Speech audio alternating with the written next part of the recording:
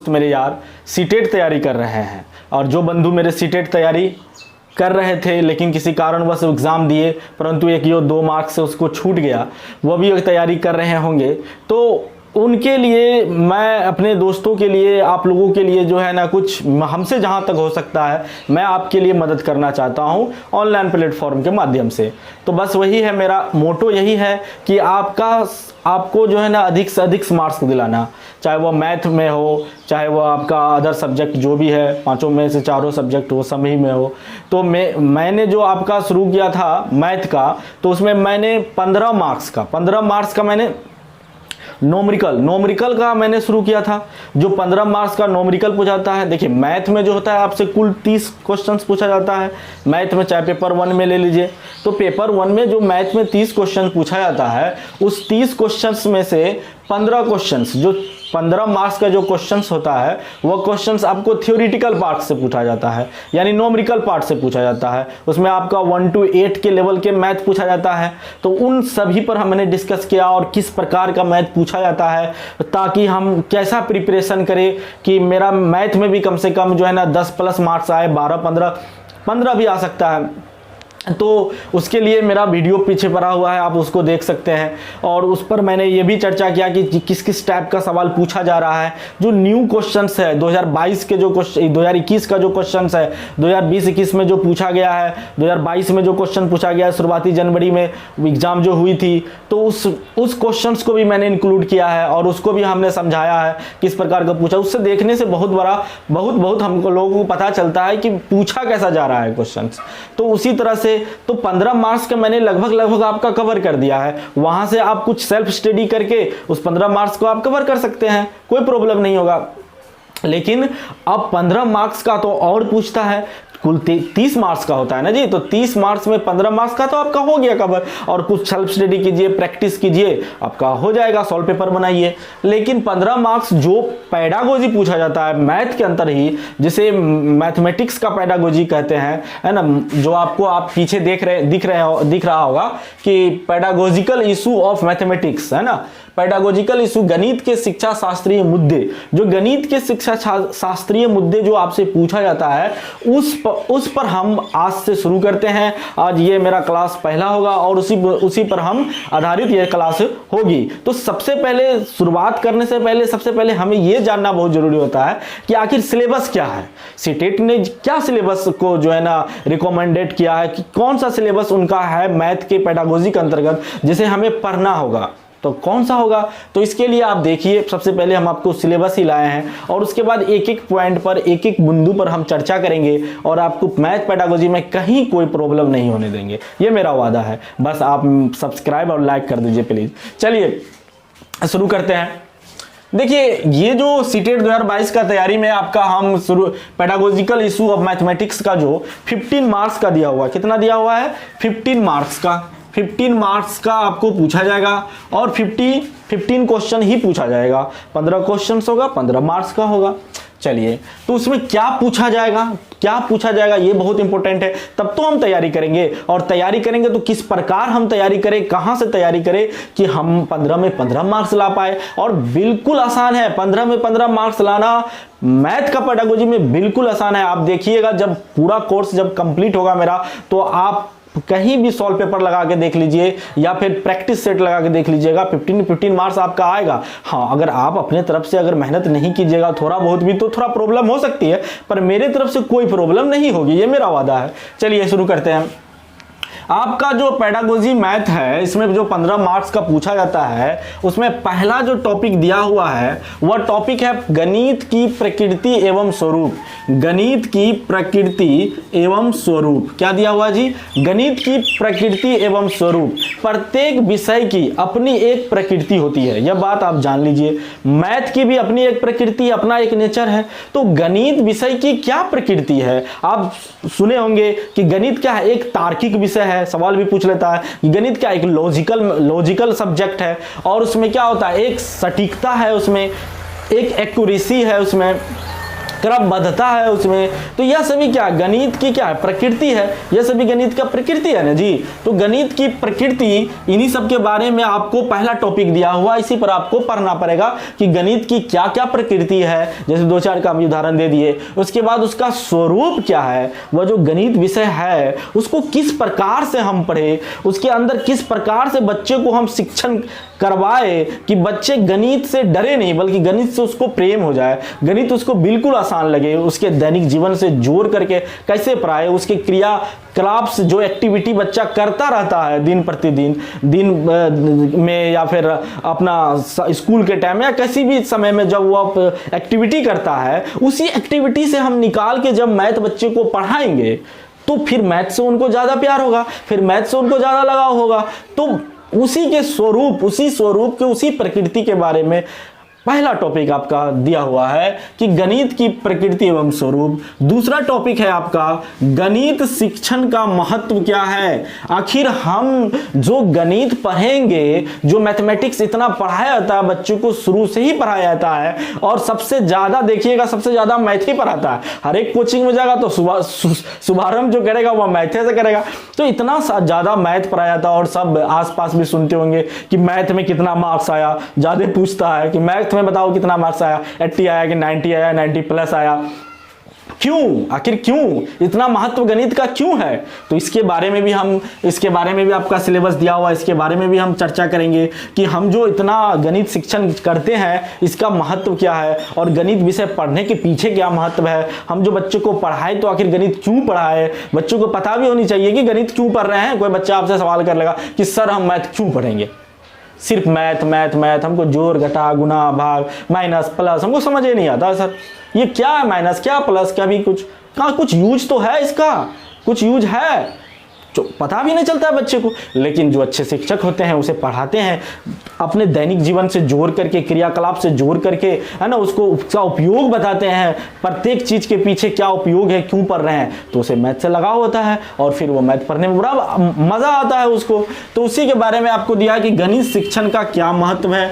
उसके बाद तीसरा आपका टॉपिक है गणित शिक्षण की विधियां। गणित शिक्षण की विधियां ये बहुत इंपॉर्टेंट है, इससे बहुत बार सीटेट में भी सवाल आया है कि जो गणित शिक्षण हम करेंगे, बच्चों को जो मैथमेटिक्स हम पढ़ाएंगे, टीचिंग करेंगे, तो उसके विधियां क्या होगी। अधिकतम जो टीचर होते हैं आजकल, जो अभी मॉडर्न जमाना में भी ज़्यादा कह लीजिए कि ट्रेडिशनल तरीका से ही मैथ पढ़ाता है ना, ना तो उसको प्रैक्टिकल करवाता है, ना ही उसको किसी मतलब चीज से जोड़ करके प्रैक्टिकल माध्यम से ना प्रोजेक्ट के माध्यम से पढ़ाता है, बल्कि वही लेक्चर मेथड से गणित को भी लेक्चर में दे के निकल जाता है। बोर्ड पर बता दिया, आया हिसाब बना दिया, ये ऐसा ऐसा सॉल्यूशन होता है, बस उसका आंसर देख लो। लेकिन गणित में ऐसा नहीं है। गणित में सबसे इंपॉर्टेंट है कि गणित की आंसर नहीं, उसका उत्तर पर ज्यादा ध्यान नहीं देना, उसके उत्तर पर ज्यादा प्रभाव, उसका उत्तर पर ज्यादा इंपॉर्टेंस नहीं देता, उसके प्रोसेस पर ध्यान देना है, उसके गणितीय करण पर प्रोसेस पर ध्यान देना है।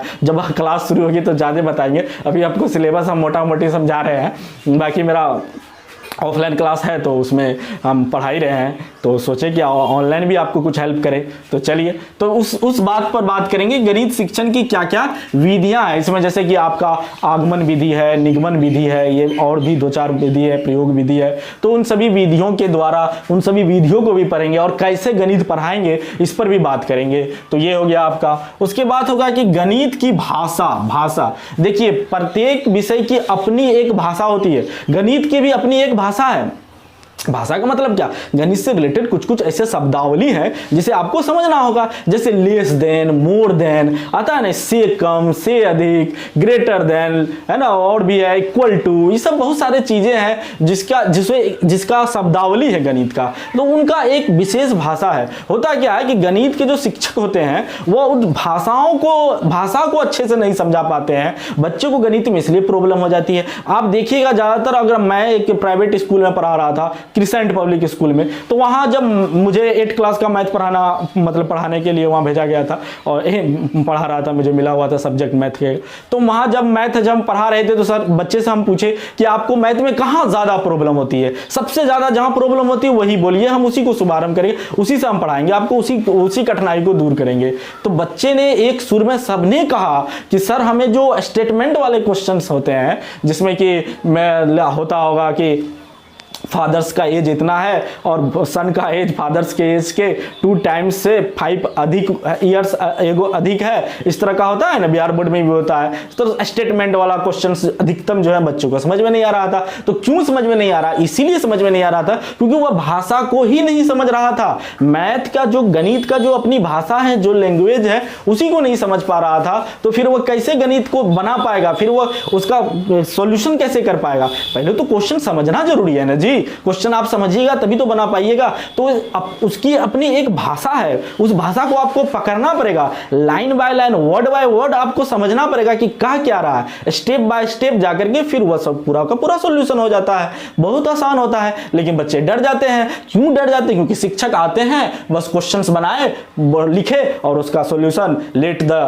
एक्स एज ए नंबर, बस शुरू कर दिया, बस बना दिया और समझा ही नहीं कुछ ढंग से कि बच्चे को कि देखिए इसका मतलब क्यों हुआ, हम ऐसा क्यों माने, ये सब नहीं करता है, जिसकी वजह से उसको दिक्कत हो जाता है बच्चे को और कठिनाई रहती ही रहती है। तो बच्चे ने भी यही कहा था कि मुझे भाषा ही समझ में नहीं आता है, भाषा पर आधारित जो भी क्वेश्चन है गणित का स्टेटमेंट आधारित वह क्वेश्चन नहीं समझ में आता। तो मैंने कोशिश किया समझाने का, हालांकि ज़्यादा दिन वहाँ रुका नहीं, कुछ पर्सनल रीज़न था, नहीं रुका, चला आया।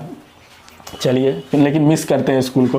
खैर चलिए, उसके बाद है कि पाठचर्या में गणित का स्थान। पाठचर्या में गणित का स्थान, जो कैरिकुलम बनाया गया है, जो गणित का अपना एक कैरिकुलम है, उस कैरिकुलम के तहत गणित को कहाँ रखा गया और गणित को क्या उसमें मतलब बताया गया है कि किस प्रकार उसमें जाया जाएगा, उसका क्या स्थान है, उन सभी के बारे में इसके अंतर्गत आप पढ़िएगा कि पाठचर्या में गणित का स्थान। ये भी, इससे भी सवाल बनता है ना। उसके बाद होता है गणित शिक्षण की समस्याएं। जो गणित शिक्षण हम करते हैं तो हमारे साथ कई सारे समस्याएं उत्पन्न होती है। जैसे बच्चे भाषा नहीं समझ रहा, ये भी तो एक समस्या है, गणित के भाषा को नहीं समझ पा रहा है, या फिर बच्चे को बेसिक नहीं आ रहा है और जोड़ घटा गुना भाग नहीं आ रहा है, और हम चले आए हैं उसको समझाने के लिए फ्रैक्शन या फिर 10 डेसिमल सिखा रहे हैं, बड़ा बड़ा क्वेश्चन समझा रहे हैं, लेकिन उसे बेसिक फ्रैक्शन का जोड़ आता ही नहीं है, बेसिक उसे डेसिमल आता ही नहीं है। तो शिक्षण में कई सारे समस्याएं आपके सामने आ जाएगी। उन समस्याओं को कैसे आप निदान कीजिएगा, बच्चे को कैसे आप समझाइएगा कि बच्चे शुरू से और बच्चे अच्छे ढंग से समझ पाए और खुद उसका सॉल्यूशन भी निकाल पाए समस्या का। तो ये हो जाएगा आपका गणित शिक्षण की समस्या, इसमें आप पढ़िएगा। उसके बाद निदानात्मक और उपचारात्मक मूल्यांकन तो अलग हो गया। निदानात्मक उपचारात्मक शिक्षण, एक होता है निदानात्मक शिक्षण, एक होता है उपचारात्मक शिक्षण। जब हम हिंदी पढ़ा रहे थे आपको पेडागोजी, उसमें भी हम निदानात्मक शिक्षण और उपचारात्मक शिक्षण पर बात किए हैं। हो सके तो आप देख लीजिएगा, मेरा वो वीडियो पड़ा हुआ होगा प्लेलिस्ट में। तो निदानात्मक शिक्षण क्या है, उपचारात्मक शिक्षण क्या है, समस्या का कैसे पता लगाएंगे, फिर समस्या का कैसे हल करेंगे, उनके बारे में कैसे हम गणित में जो है ना समस्या का पता लगाते हैं, उसका कैसे एक्शन रिसर्च करते हैं, इन सब के बारे में जब हम पढ़ेंगे इसी के द्वारा, इस सिलेबस के अंतर्गत आपको इसी सब के बारे में पढ़ना पड़ेगा। और बच्चों का जो मूल्यांकन कीजिएगा गणित में, तो गणित का मूल्यांकन का भी एक तरीका है, उस मूल्यांकन के बारे में भी आपको पढ़ना पड़ेगा और उसके बारे में उससे रिलेटेड क्वेश्चन भी पूछा जाता है आपसे सीटेट के बारे में। अब देखिए गणित शिक्षण अधिगम से संबंधित आयाम। गणित शिक्षण अधिगम, जो आप गणित शिक्षण कर रहे हैं, बच्चों को सिखा रहे हैं, उससे जुड़े क्या क्या आयाम क्या है ना, कौन कौन आयाम है जिसको आपको ध्यान रखना पड़ेगा और बच्चे को उसको जो है ना उसके तहत आपको समझाना पड़ेगा, टीएलएम का प्रयोग करना पड़ेगा। तो उस सभी चीजों को जो है ना इसमें आपको अध्ययन करना पड़ेगा और इससे रिलेटेड सवाल भी बनता है। उसके बाद एक लास्ट टॉपिक आता है, एक और टॉपिक है, एक टॉपिक है एनसीएफ 2005। देखिए गणित से संबंधित भी एनसीएफ ने बहुत बात किया, नेशनल करिकुलम फ्रेमवर्क ने हर विषय से संबंधित एनसीएफ ने अपना एक विधियां बताई, अपना एक सजेशन दिया है कि कैसे आप जो है ना उस विषय को अकॉर्डिंग टू एनसीएफ पढ़ाइएगा, है ना, उसका क्या अपना एक नेचर है। एनसीएफ हर एक बहुत बड़ा पेज है, एक बहुत बड़ा जो है एनसीएफ एक क्या बुझेगा दस्तावेज है, आप चाहे तो उसको अध्ययन कर सकते हैं और हर विषय के बारे में बताया हुआ है। तो गणित के बारे में भी एनसीएफ ने जो कहा है कि गणित को किस तरह से सिखाया जाएगा, शिक्षण की क्या क्या विधियां होती है या गणित शिक्षण का क्या उद्देश्य है, एनसीएफ जो बनाया गया है तो उसके पीछे जो कैरिकुलम है गणित का, जो सिलेबस है उसका क्या उद्देश्य होगा, है ना, क्या संकीर्ण उद्देश्य है, क्या ये उच्च उद्देश्य है, उन सभी के बारे में एनसीएफ के बारे में बताया गया है। एनसीएफ से भी सवाल आपसे पूछता है तो ये भी आपको पढ़ना जरूरी है। उसके बाद त्रुटियों का विश्लेषण है। क्या है जी? त्रुटियों का विश्लेषण। देखिए बच्चे जब शुरुआत में आप देखिएगा तो बच्चे बहुत गलतियां करते हैं और जो शिक्षक उतना ट्रेंड नहीं होते हैं, हम लोग तो ट्रेंड है, तो जो ट्रेंड है वो जानता है कि बच्चे गलतियां करते हैं और गलतियों से ही सीखते हैं, तो उसे हम शुरुआत में नहीं टोकते हैं, कुछ छोटी छोटी गलतियों को हम नजरअंदाज करते हैं और उस गलतियों को फिर उससे सीखने का मौका देते हैं, अवसर देते हैं कि वह फिर उस चीज को सीखे। तो त्रुटियों का भी आपको विश्लेषण करना आना होगा कि अगर बच्चे यहां पर लॉसर में गलती किए हैं, भिन्न का जोड़ बनाने में गलती किए और लॉसर नहीं आ रहा है, इसका मतलब है कि बच्चे का बेसिक एलसीएम उसको नहीं आता है। तो उस एलसीएम पर आपको काम करना चाहिए। तब तो आप फ्रैक्शन समझाइएगा, तब तो आप भिन्न समझाइएगा। कि आप सीधे अब भिन्न समझा रहे हैं, पता उसका लॉस आ ही नहीं रहा है, बस अंदाजा वो लगा करके 12 से 64 24 कुछ भी लिख के बना रहा है, बार बार गलती कर रहा है। तो उसकी जो त्रुटियां हैं, उसकी जो गलतियां हैं, उस गलतियों को भी हम विश्लेषण करें, उस गलतियों को भी हम ध्यान रखें और उस पर भी हम काम करें, है ना, तब बच्चे गणित में अधिक से अधिक आगे बढ़ेगा और बच्चे में आत्मविश्वास जागृत होगा। आत्मविश्वास आना बहुत जरूरी है। आत्मविश्वास नहीं के कारण ही बच्चे गणित के डर से भाग जाते हैं। गणित का कक्षा में वो आपका छोड़ देंगे, आपका कक्षा में आएगा ही नहीं बच्चा। जब गणित आप पढ़ाइएगा तो कहेगा नहीं गणित तो बहुत हार्ड लगता है, क्योंकि उसमें आत्मविश्वास उसमें नहीं है। आत्मविश्वास नहीं होने के कारण उसका या तो शिक्षक जिम्मेदार है, सबसे ज्यादा तो शिक्षक ही जिम्मेदार है, साथ में बच्चे का बेसिक जो शुरुआत में जो शिक्षक पढ़ाए थे उस शिक्षक को उनको ध्यान देना चाहिए। नहीं तो वो बच्चा हमेशा डर बना रहता है और आत्मविश्वास कम रहता है और इसका प्रभाव दूसरे विषय पर भी पड़ता है। तो त्रुटियों का विश्लेषण करना भी बहुत जरूरी है। तो ये है आपका गणित के पेडागोजी जो है, मैथमेटिक्स के जो पेडागोजी है उसमें जो 15 मार्क्स आपसे पूछा जाएगा, उस 15 मार्क्स का ये पूरा सिलेबस है। आप इस सिलेबस के अकॉर्डिंग, है ना, मैं नहीं चाहता मेरे ही चैनल पर आप देखिए, आपको अगर पढ़ना है तो आप यहाँ से टॉपिक वाइज आप यूट्यूब पर ढेर सारा पढ़ाने वाला है, वहां से आप सर्च मारिए और देखिए। मेरा तो कोशिश होगा ही प्रत्येक टॉपिक वाइज आपका एक वीडियो बनाना और आपका विश्लेषण करना और उससे रिलेटेड जो क्वेश्चन बन सकता है उस पर भी बात करना, मेरा तो होगा ही। लेकिन आप इसके बारे में, ये आपका सिलेबस है, इसके बारे में अधिक से अधिक आप जानकारी कहीं से भी ले सकते हैं, चाहे वो बुक से ले सकते हैं, चाहे सॉल्व पेपर से ले सकते हैं, चाहे आप यूट्यूब के माध्यम से ले सकते हैं, गूगल के माध्यम से ले सकते हैं। तो इस तरह से बेसिक यही है कि आप पढ़िए, अच्छे से पढ़िए, ऐसा पढ़िए कि आप जो है स्कूल में जब जाइएगा तो आपके अंदर कुछ अलग क्वालिटी हो। यही क्वालिटी महत्वपूर्ण है ना। बस क्वालिटी पर ध्यान रखिए, अपने अंदर जो है ना जगाइए, ऐसा चीज विकसित कीजिए कि बच्चे जब आपसे मिले तो बच्चा खुश हो जाए, है ना, कहे कि काश और सब सब्जेक्ट का भी टीचर ऐसा मिला होता तो मैं तो कहाँ से कहाँ पहुँच जाता। तो ये बात जब आपको कोई बच्चे बोले या महसूस करे तो आपको कितना गौरवान्वित महसूस होगा। इसलिए ज्ञान हमेशा बढ़ाते रहना है। देखिए मौका मिलेगा, अवसर मिलेगा, स्टेट पास कीजिएगा, फिर केबी आ रहा है, डीएसएसबी है, डीएसएसबी हर साल आता है, वहाँ अपना दिखा सकते हैं। आप अगर अच्छे से सीटेट पढ़े होंगे तो डीएसएसबी में भी बेसिक के रूप में बहुत काम आएगा। और ये कॉन्सेप्ट हमने खुद दिया है, मुझे खुद पर्सनली एहसास है। तो आप अच्छे से तैयारी कीजिए, अच्छे से पढ़िए। मेरी यही शुभकामना है कि इस बार जरूर सीटेट आप पास कीजिए।